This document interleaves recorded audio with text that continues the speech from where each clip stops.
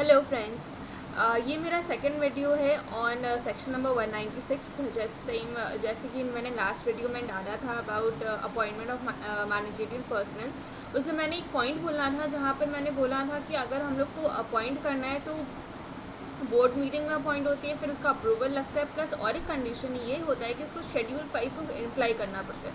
अगर schedule 5 imply नहीं करता है तो हम लोग को शेड्यूल 5 इम्प्लाई नहीं करता तो अप्रूवल चाहिए होगा सीजी का, राइट। तो सबसे पहले हम लोग को ये जानना ज़रूरी है कि शेड्यूल 5 होता क्या है। शेड्यूल 5 जो हम लोग पढ़ने वाले हैं उसका पार्ट 1 में ये बोला गया है कि eligibility criteria, it talks about eligibility criteria of the managerial person, कि अगर इसको अपॉइंट करना है तो फिर इसको ये सारे कंडीशन को कंप्लाई करना पड़ेगा। और सारा कंडीशन नहीं है, ओनली 4 कंडीशंस। कितना condition? Only 4 conditions are there कि अगर कोई भी पर्सन को एमडी मैनेजरियल पोजीशन में अगर अपॉइंट होना है तो उसको ये सारे कंडीशन को फुलफिल करना पड़ेगा। Okay, let's start. तो सबसे पहला point that we talk about is about ये जो पर्सन है 19 एक्ट्स बोला गया है। 19 एक्ट्स है जैसे कि जीएसटी एक्ट हो गया, बहुत कॉमन इनकम टैक्स एक्ट हो गया, मैं बताऊंगी इसके बारे में।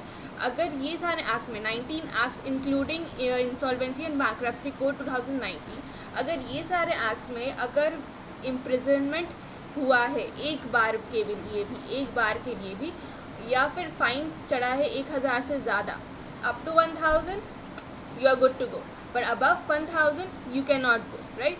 above 1000 बिजली कड़की थी, सॉरी।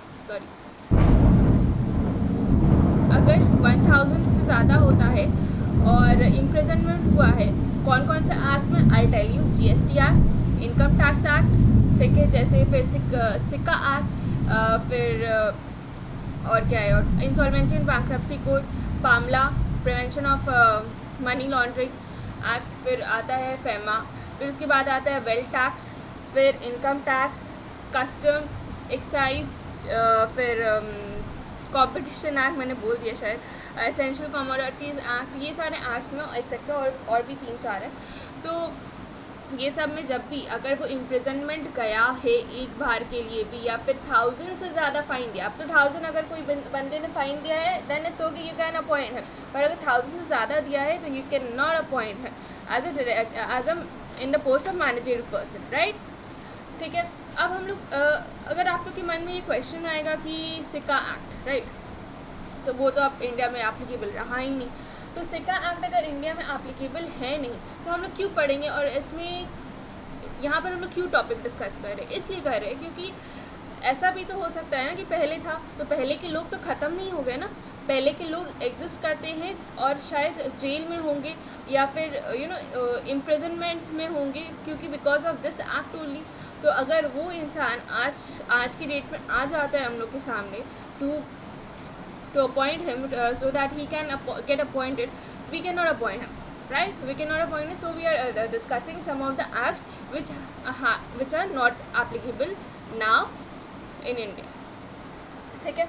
पर ये भी कंडीशन सुन लो, अगर मान लो ऐसा कोई पर्सन कन्विक्ट हुआ है, ठीक है, पर सीजी का अप्रूवल उसको मिल गया कि yes appoint him as a director of the company, appoint him as the post managerial position में इसको डाल दो, तो फिर हम लोग उसको क्या करेंगे, पोजीशन में इसको अपॉइंट कर लेंगे, इस पोजीशन में हम लोग अपॉइंट कर लेंगे। कब करेंगे? अगर सिर्फ और सिर्फ किसका अप्रूवल चाहिए? सीजी का अप्रूवल चाहिए। किसका अप्रूवल चाहिए? सीजी का अप्रूवल चाहिए। Okay, done. और मान लो एक बार सीजी का अप्रूवल उसको मिल गया ना, it's like a clean chit. अगर आपको एक बार सीजी का अप्रूवल मिल गया, वो बंदा कन्विक्टेड है अंडर दीज 19 एक्ट, अगेन उसको सब्सिक्वेंट रीअपॉइंटमेंट भी आराम से हो सकता है, उसको वापस से सीजी का दरकार नहीं अप्रूवल की। Okay, good to go. This was the first point. Now second point में क्या बोलता है? अंडर एनी पीरियड मतलब कोई भी एक दिन ले लो, 1 घंटा ले लो, he has not been detained, कहाँ? जेल में डाला गया है, राइट, या पकड़ा गया है। कौन से मैटर को लेके? Conservation of foreign exchange and prevention of smuggling activities act 1974। Okay, अगर इसमें एक बार भी गया है, we can not appoint him, we can not simply appoint him, ठीक है।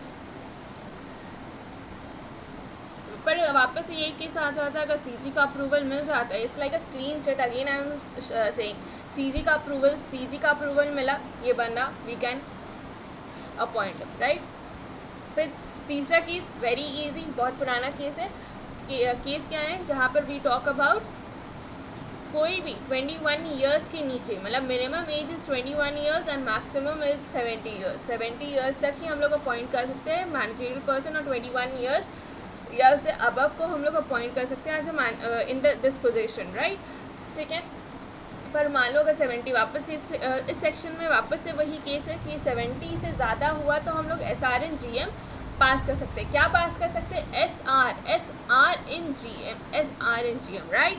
फिर चौथा केस, तो हम लोग फर्स्ट केस पढ़ लिए कि 19 एक्ट्स में उसमें कोई डिटेंशन नहीं होना चाहिए, इम्प्रिजनमेंट नहीं होना चाहिए, और 1000 रुपीज़ से ज़्यादा फाइन नहीं होना चाहिए, राइट।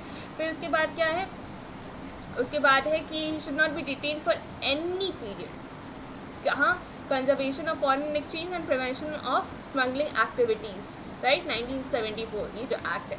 तीसरा क्या, 21 ईयर्स मिनिमम है और 70 मैक्सिमम है। 70 मैक्सिमम, मान लो वो बहुत अच्छा काम कर रहा है, अपने को चाहिए वैसे ही बंदा और मुझे मिल नहीं रहा, तो हम लोग को या फिर किसी रीज़न से उनको और कुछ दिन के लिए अपॉइंट करना ज़रूरी है कंपनी में, तो SR इन GM पास करेंगे। और लास्ट पॉइंट है, he must be resident in India. Very simple, resident India का रेसिडेंट नहीं होगा तो फिर तो दिक्कत है ना। तो this was the part 1 of schedule 5, जहाँ पर ये सारे कंडीशन को फुलफिल करने के बाद ही हम लोग उस पर्सन को for the post of MD, WDD या managerial director, whole time director या फिर मैनेजर के पोस्ट में ही हम लोग अपॉइंट कर सकते हैं। नहीं तो हम लोग पे किसका अप्रूवल चाहिए होगा? CG का अप्रूवल चाहिए। Got it? चलो फिर मैं मिलती हूँ नेक्स्ट वीडियो में, कंटिन्यूशन ऑफ दिस। बाय।